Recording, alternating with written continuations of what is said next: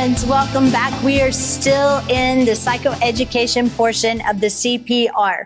We built a really good foundation with our brain, and now I want to talk to you about one of my favorite parts of the brain, and it's called the amygdala. But don't panic. Remember, in this class, we're only going to now talk about two other areas of your brain, one including the amygdala, and the other one will be the reticular activating system. Now, the amygdala is an almond-shaped portion of your brain, and it's located on both sides in the middle. And so here's where we're talking about, on both sides of your brain. And so the amygdala, if I had to summarize it in a word, it's like a smoke detector. And so I remember I was out of town. We do a lot of traveling with mission work, and I was out of town, and my husband was so excited. He was going to take jalapeno poppers over to my mother-in-law's for Mother's Day. And so he had to cook the bacon and the jalapenos, and he stuffed them with cream cheese. And so I heard everything went well, and we all got back home, and we're cooking dinner at my house. We as in not me. I'm a terrible cook, but that's a whole nother story. But somebody else started to utilize the oven, and all of a sudden it started smoking, and they looked in the oven and they realized that there was an inch of grease on the bottom of the oven because Honey Boo Boo did not put a pan underneath the bacon. It was on a flat cookie sheet, and all of the bacon juice dripped down into the stove in the oven. And so we weren't able to use it. And then that night before we all went to bed, then they were not me, again, the kitchen could be a clubhouse actually in my house, but other people use it. And so they decided to clean the oven. And so she scraped out all of the grease and did the best that she could before she was going to clean it. And then she turned the oven on a clean cycle, which is unknown to me. Again, I don't get in the middle of any of this, so that the oven could be cleaned so that now we can utilize the oven. And so you could start to smell it. And so I actually thought, I want to make sure there are smoke detectors in the house in case the oven actually catches on fire and we all need to get out of the house. And so the smoke detectors in our homes and in facilities are really important in case now there was smoke, but there was no danger of fire. And so if the smoke detector would have gone off, we would have needed to investigate, but we would have seen that there wasn't a fire. So obviously we're filming, and so we made it through the husband cooking bacon in the oven incident. But that reminds me of the amygdala. Let me read to you what the amygdala's job is. It's actually designed to respond to even the smallest exposure. So even a hint of smoke or a hint of something happening in our environment that threatens our survival. Remember, our brain is organized for simplicity and survival. So anything that threatens our survival then activates the amygdala, and an alert or an alarm goes off within us. And that alarm readies our body for imposing danger, whether it's real danger or just perceived danger. And so it releases our defense system. And the message is danger, alert, be on guard. And then all of a sudden, without us thinking about it, our body produces chemicals, adrenaline, norepinephrine, cortisol. Cortisol is a stress hormone. Those are all released to produce energy, to increase our awareness and provide the resources for us to do whatever is necessary for survival. And so what that looks like back in our brain, our amygdala is in the middle part of our brain. And if there's something that happens in my environment that could be potentially dangerous, I flip my lid, my intellect goes offline, my inside is activated, my survival part of my brain is activated, alert, alert, and now I am in a state of distress for survival. And so what we need to look at now is anxiety.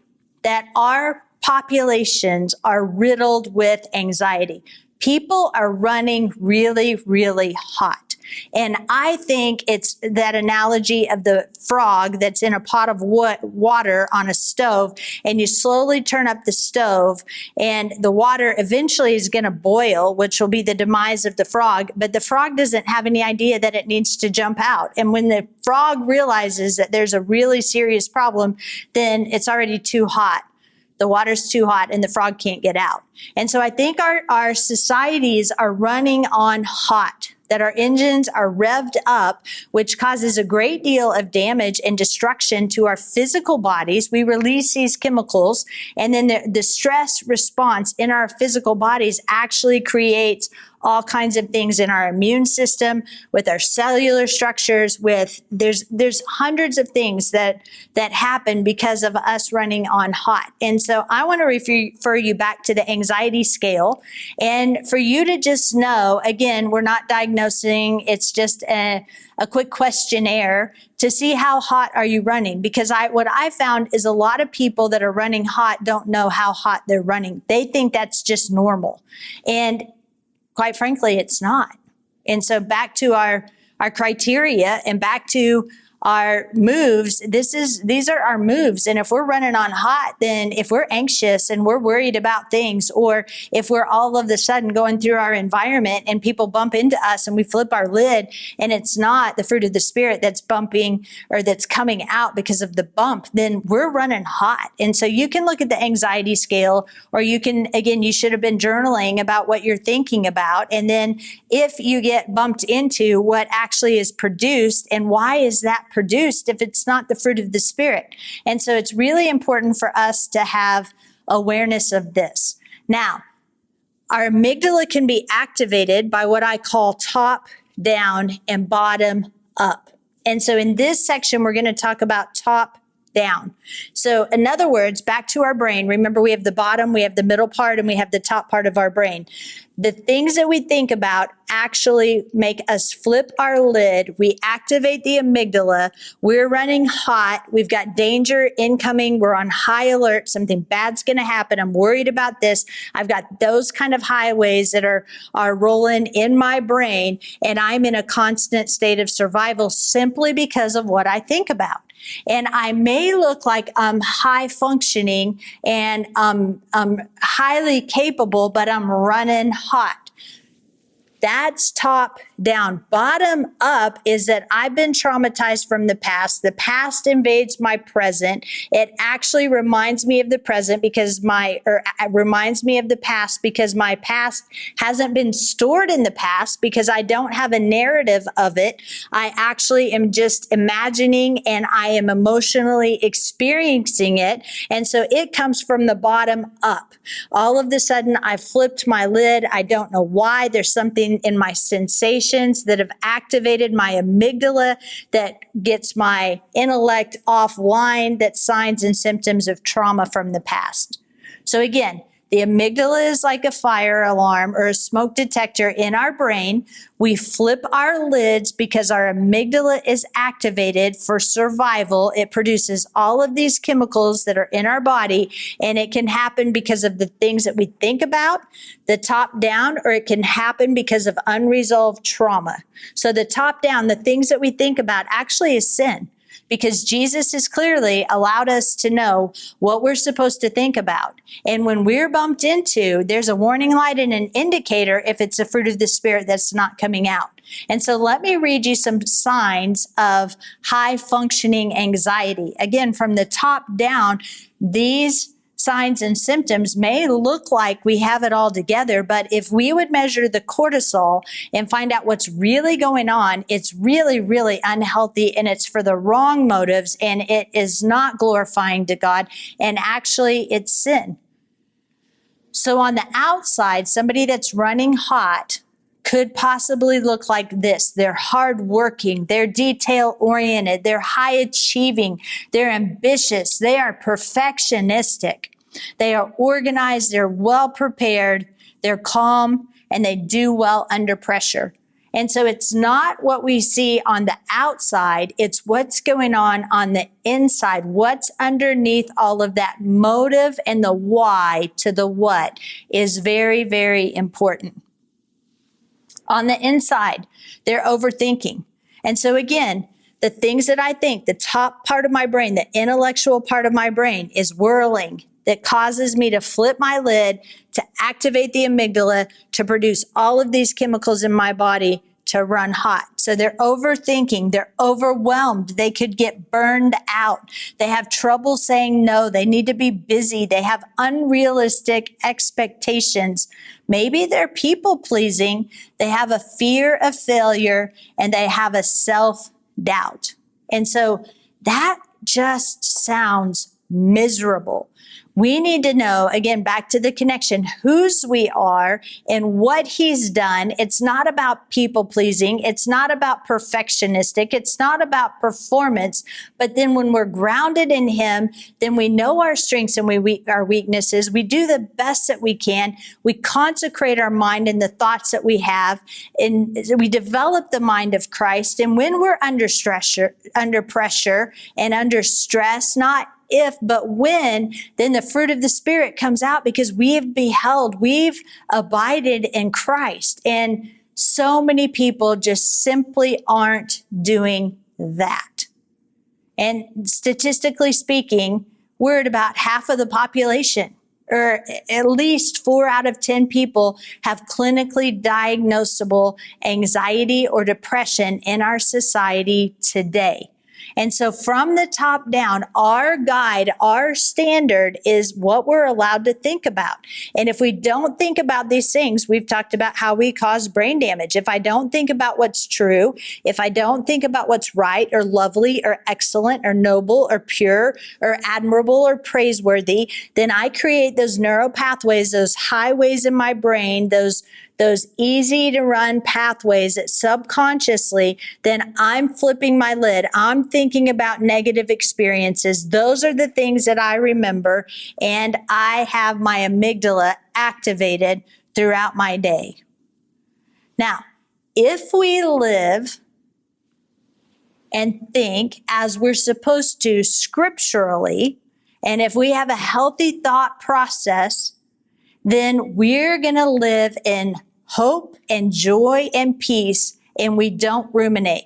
We don't run around and rehearse. We don't think about the what ifs. We don't go like this. And you can tell the people that are anxious, that are swirling, and more than likely, the people that are anxious that would have high anxiety scales would then show up on the attachment questionnaire. They would show up in the anxious or the fearful in insecure attachment. So this affects everything. It affects our relationships. It affects our physical bodies. It affects our interaction. It affects our success. It affects everything in our life. And so we, again, need to live in hope and joy and peace. And we are not meant to whirl. And it's like the dog chasing its tail. We're not meant to run like that. And there are serious consequences for all areas of our life, including our physical bodies, if we do. If I have transformed by the renewing of our mind, and if I'm thinking about what I need to be thinking about, then the impossible seems reasonable for the advancement of the gospel, of the kingdom. It is so reasonable that you should be able to transform and renew your mind and achieve everything that you've been called to achieve and walk in the fullness of what Jesus has for you. But my mind's renewed. And in the middle of all of this, I know him and I know who he is. I have realistic expectations. I'm not expecting that he's going to take all of the hard things away and the pits and the adversities. Really bad, serious things are happening on planet Earth. But I believe and I have hope because of who he is. And so if we have a healthy top-down brain, we like ourselves and we know our strengths and our weaknesses. I told you about cooking. I hate to cook. and everybody does not like to eat what I cook. When I first got married, of course, my mother-in-law is a fabulous cook, and that's what my husband had been used to eating. And so when we got married, I didn't want to cook. And so I tried a 10-pound meatloaf, and I caught the outside on fire, and the inside was raw. And I followed that up with a tuna noodle casserole. And now I've been married over 30 years, and Honey Boo Boo does not eat what I cook. I don't like cooking. I don't like recipes. I don't like being in the kitchen. I know my strengths and I know my weaknesses, and that's okay. If we have a healthy brain, then we're quick to forgive and we extend mercy and grace to others. Remember, sin that we've done or sin that's been done to us, we have to forgive. It's just really not an option. And we'll talk more about forgiveness later, but we have to have grace for ourselves. We have to forgive ourselves. Sometimes we have to forgive God because we had expectations that didn't actually happen. We have to forgive others, and we need to have mercy and grace extended to others and ourselves as God has extended mercy and grace to us. We need to be thankful. It's really hard to ruminate and to focus on what we don't have if we're being thankful for what we do have. And so that's how we've had to learn to operate. And that's how I have had to learn to operate. It's not about what I don't have, but what do I have? And how can I be thankful for that and utilize that and be fully alive and fully available and fully present in the moment, thankful for what I have, running all of those plays. And I need the grace to handle today in the here and the now as I'm fully alive and fully available and fully present, not ruminating about what may or may not happen tomorrow. And then finally, I can believe in others. And I can give them the benefit of the doubt that I am going to require high levels of respect and responsibility for those that are in my inner circle. And I can partner with heaven and see the wonder in people and give them the benefit of the doubt. And then if they display behaviors that aren't levels of respect and responsibility, then I don't allow the sharks and the piranhas to come into the inner circles and to cause heartache and harm and damage, but I can love them. And so these are really, really good signs that we've renewed our mind, that we don't have top-down anxiety. Because if we ruminate, the thoughts that we're thinking today will actually create those highways in our mind. Have you ever noticed that you realize that you remember the negative and not the positive? That there could be 100 people that say, man, you did a great job. And one person can say, oh, that was terrible. And we'll remember that was terrible. Why? For survival, that our brain is organized to remember the thing that could cause harm. And so we need to have a really good, accurate balance of all of this and realize that we create top-down anxiety in ourselves. That we activate our own amygdala by not being disciplined in what we're allowed to think. I think about we need the information from others about what it's like on the other side of me. And in fact, that was one of the things that I've asked you to do in connection with others. What's it like to be on the other side of me? What do you see? What are the things that I need to work on? What are some of my blind spots? But when someone shows us a blind spot and they pull us in close and they connect with us and they affirm their love and then they share with us about things that we can do better, it's like someone's typing into a computer. And then when somebody types something that we need to improve on into the computer, then we put it into us and we process those things and we objectively look at it and we get better with the things that we need to get better at, and we let the things go that we don't think are applicable and valid. But that has nothing to do with our worth. It has nothing to do with our value. It has nothing to do with who I am or whose I am. And then I can actively work to change my behaviors and to change the things about me that actually need to be changed. And then I can be approachable and celebrate people who will be real enough with me that will actually give me really good input because they care about me and they're going to produce and encourage me to have high levels of respect and responsibility to be thrust towards Jesus. And it's a beautiful process. And so those thoughts that we're thinking today will build the brain that we'll have tomorrow. So we have to think beautiful thoughts. Well, what about worry? Now, this is going to be really interesting, and this is going to change your life, or it's actually going to bring you to a crossroads, and you'll have to decide, are you going to sin or not? And so 92% of the things that we worry about, the things that you worry about, the things that I worry about, 92% of those things never come to pass. The 8% of the things that actually come to pass aren't as bad as when we worried. And when we worry, we produce the exact same chemicals in our physical body as if it is happening. We do not have grace for tomorrow. Let me say that again. We do not have any grace for tomorrow.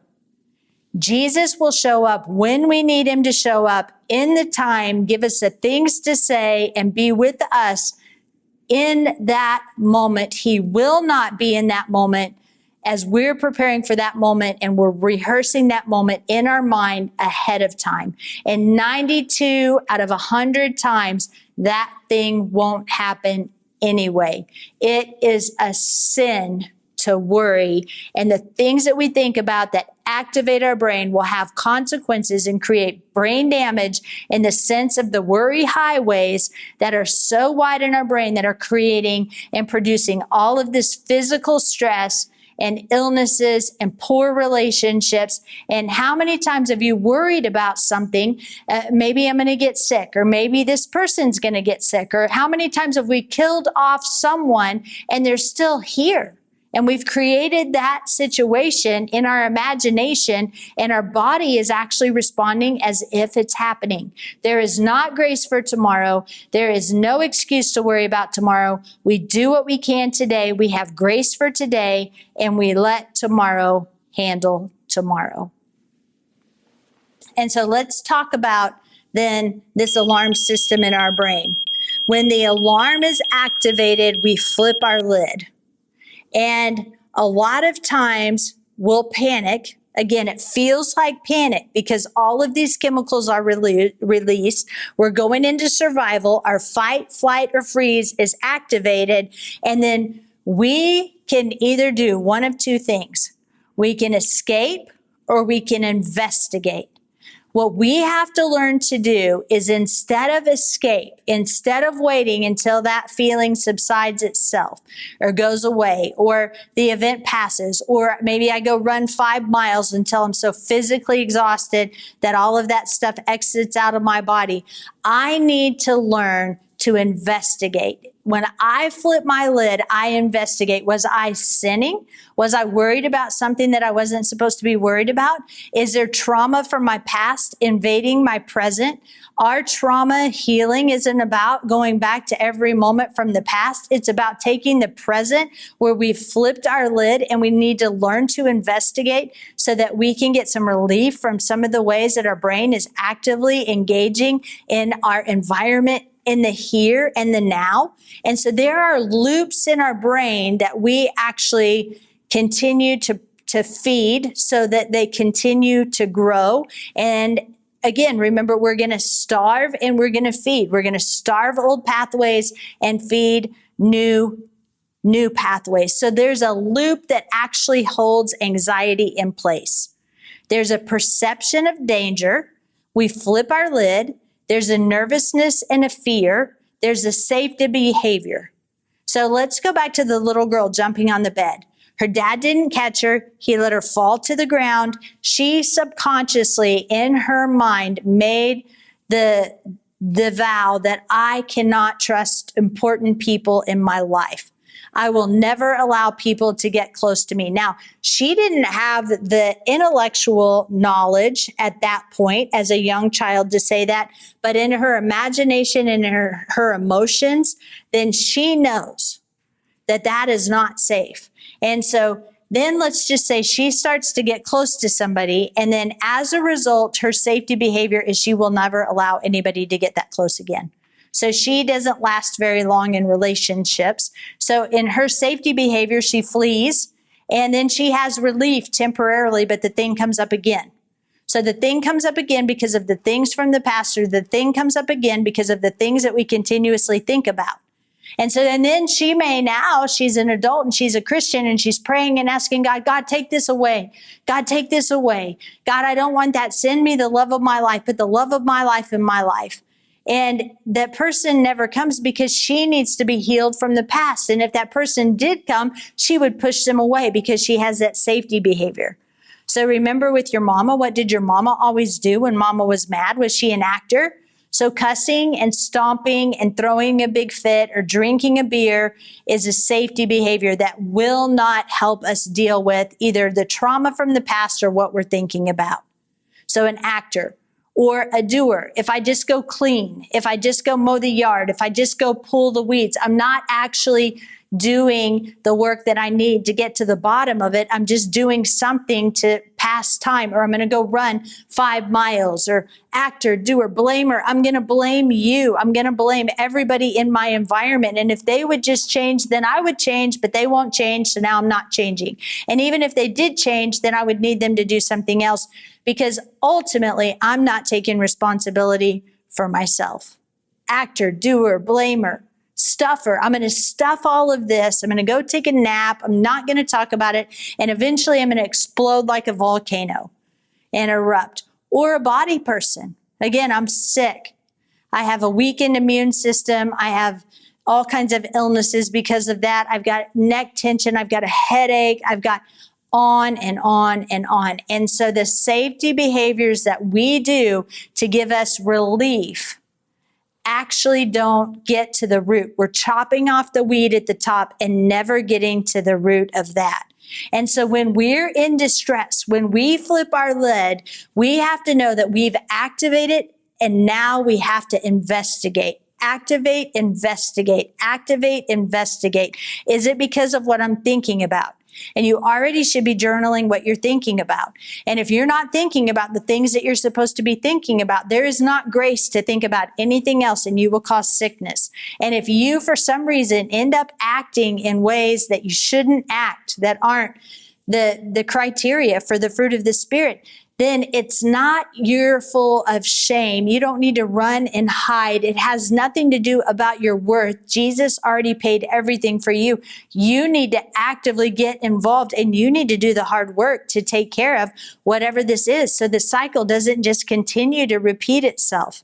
And so when you're distressed and you're not in danger, when you've activated, you have to investigate. You need people who will support you to be brave, to figure out, to journal through, like what we're doing in this curriculum and in this process, so that you can be present in the here and the now, tolerating the feelings and the ways that you've flipped your lid, so that you can investigate and put into a plan. Remember, the guide comes alongside you to put in a plan so that you can be transformed by the renewing of your mind and change your brain so that you can become the hero of your own story.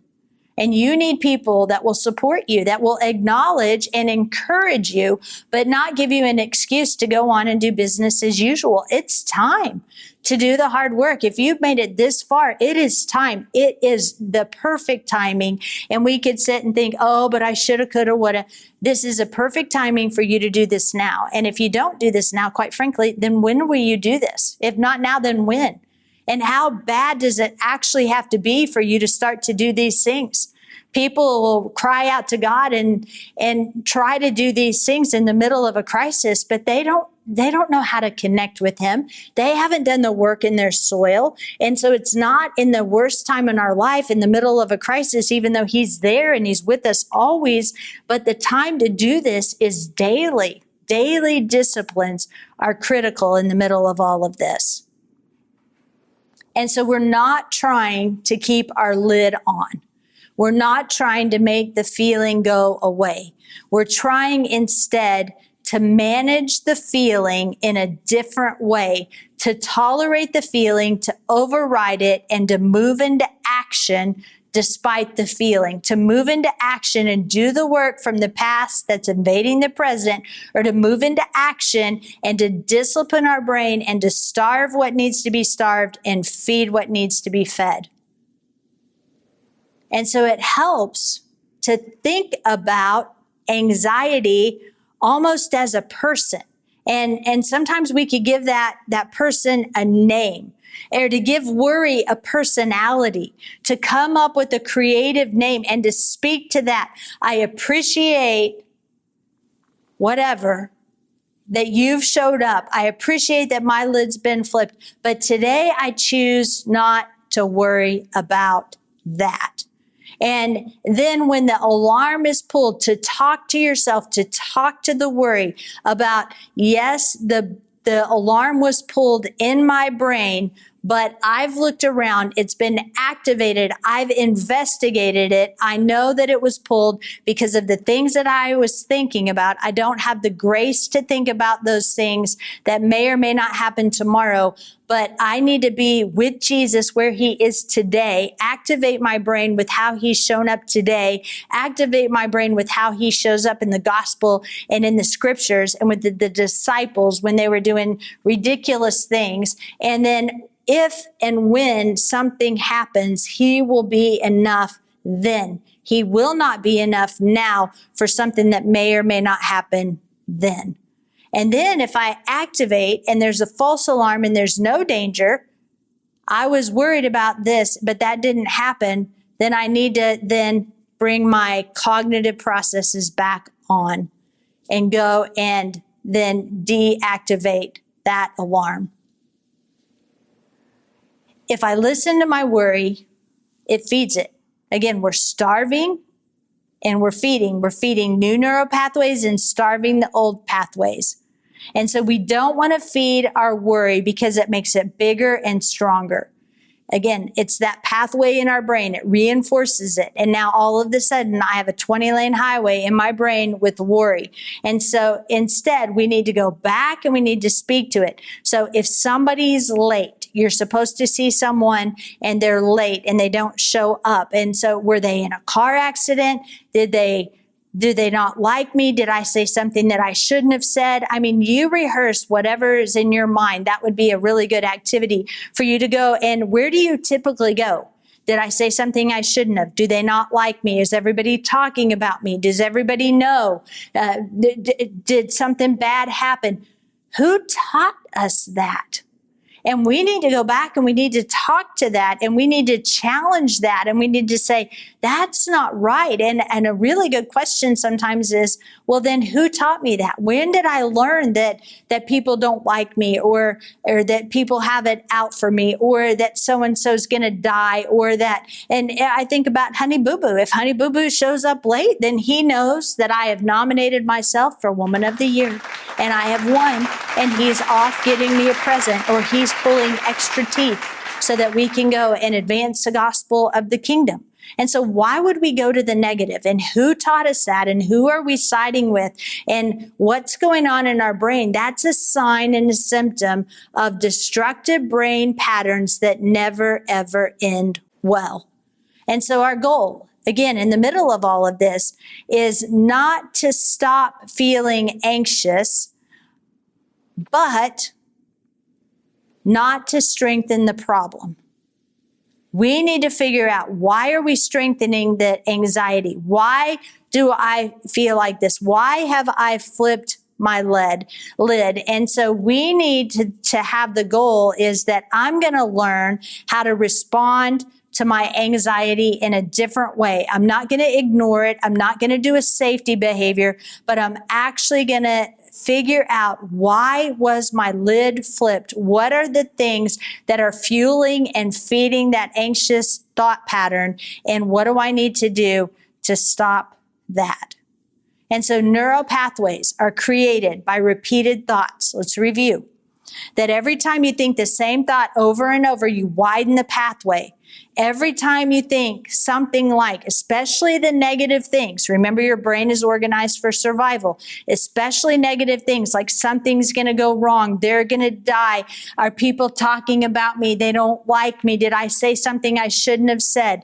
Every time we think that and don't get a hold of that, then it's easier for us to think that thing again and again and again. And so we don't want to empty our mind. We do need to stop and get rid of that thought, but we don't want to leave a void. We're creating actually a vacuum for something to come and fill that spot, to take its place. And what we need to do is proactively and aggressively take the word of God and build new neural pathways while going after the lies. And so our new neural pathways are going to be God's thoughts. And that's what it means to be transformed by the renewing of your mind. You change your thoughts, you change your input, you change what you meditate on. When you activate, you investigate, you stop and you starve, and you feed the new neural pathways. And as you change your thoughts and change the input that's allowed to come into your imagination and your emotions and what you're thinking about, then literally you change the structure of your brain. And as you change your brain, then you change your life. And so that is the amygdala, the introduction into the amygdala from the top down. I'll see you in the next section, and we're going to talk about the amygdala and activating and then having to investigate, but from the bottom up.